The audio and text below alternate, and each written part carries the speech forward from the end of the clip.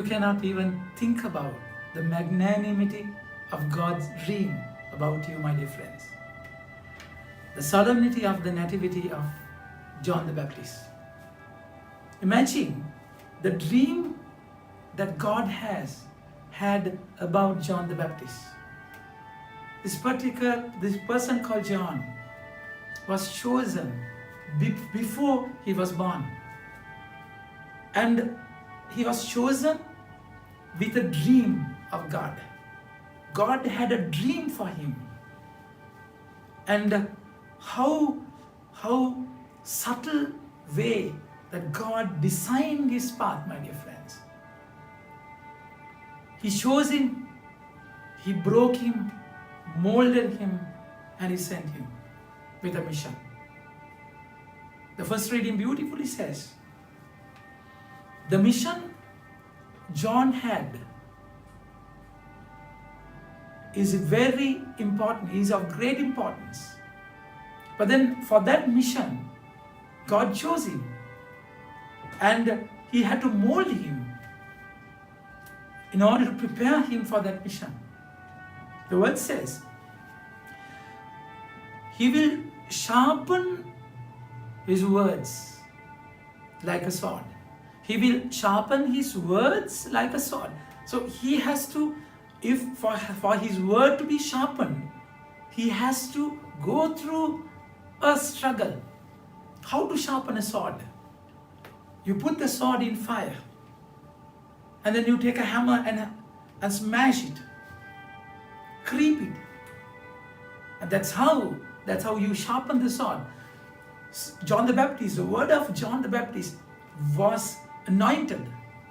He was a voice in the wilderness, isn't it? Without a miracle, without any catchy thing, all the people from all over came to the desert to listen to him. His word was so, his preaching was so powerful. People thought he's Messiah. All the time, the gospel writers had to emphasize Jesus to tell that he's Messiah and he's the one who prepared the way. So that amount of power in his words. But then God had to make him like a sword, his words like a sword. And then he said, he will sharpen him like an arrow. So he became the arrow. The first reading beautifully says, what would happen with arrow? The arrow will pierce the heart of the other person. An arrow will show the direction. For that, God has to make him go through a formation. That's exactly the meaning of his life.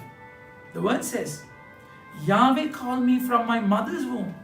He pronounced my name before I was born.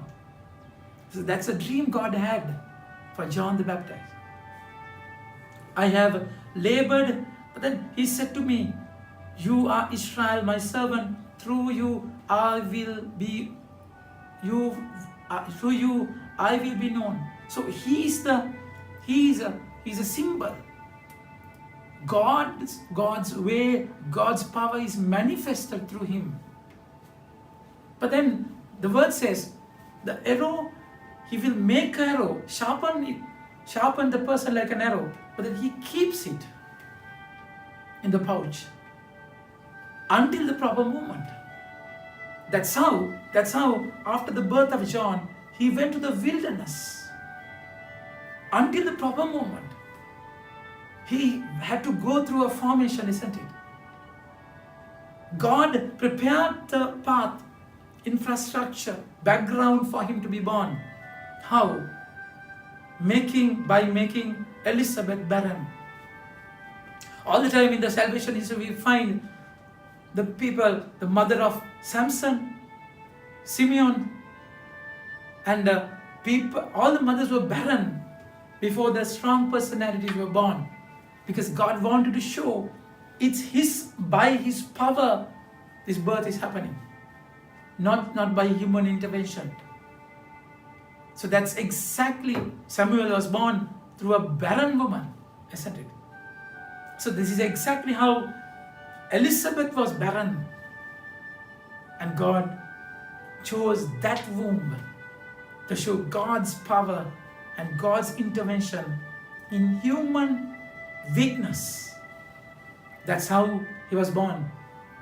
And even in naming him, in the day of circumcision, he was naming him. When they were naming him, people had a different dream. People's notion was different, isn't it? They all wanted to name him Zechariah, after his father. But then God so powerfully planned his life. Elizabeth said strongly, his name is John. And Zechariah, who could not speak, and God spoke to him and gave the name as John. My dear friends, you cannot imagine how vast his dream about you also. You have a mission in his plan. And you are chosen before your birth, isn't it? We hardly realize this. And the word says, his name is John. And they were very surprised. Immediately, Zechariah could speak again. And his first words were in praise of God. A holy fear came on all in the neighborhood. And throughout the hill country of Judea, people talk about these events. All who heard of it pondered it in their minds and wondered, what will this child be? For they understood that the hand of the Lord was with him. My dear friends, we need to realize that we need to identify God's hand in all your endeavors, all your formation, that God's hand is there. And that's how his hand formed him, molded him for the mission. But then it takes time. In God's ways are different. It won't happen all of a sudden, isn't it? As the arrow is kept in the pouch till the proper moment. We have to wait till the proper time. That's a desert experience. That's why the word says, he said to me, you Israel, my servant, I have labored in vain. The word says, I have labored in vain. I thought and spent my strength for nothing.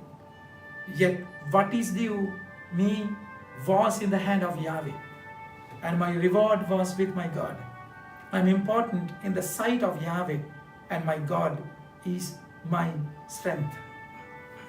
My dear friends, God has a plan for you, and he will use you in his proper way, proper time. You have to wait upon it. Sometimes we might think, I'm wasting my life. How many years he had to wait in the wilderness? And imagine the way John the Baptist was killed, persecuted. It's because of a petty dance, isn't it? And he was given as a trophy. He was beheaded by Herod. And as if his life is in vain. But the word says, I keep my trust in God. He will reward me, not anyone else. That's how this birth was so powerful.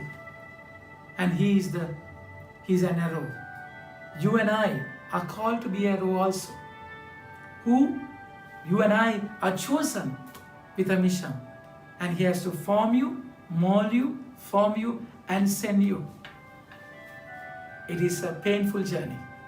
But then, for God's dream to be completed in your life, you have to go through this desert experience. Think about it and have a nice day. May God bless you.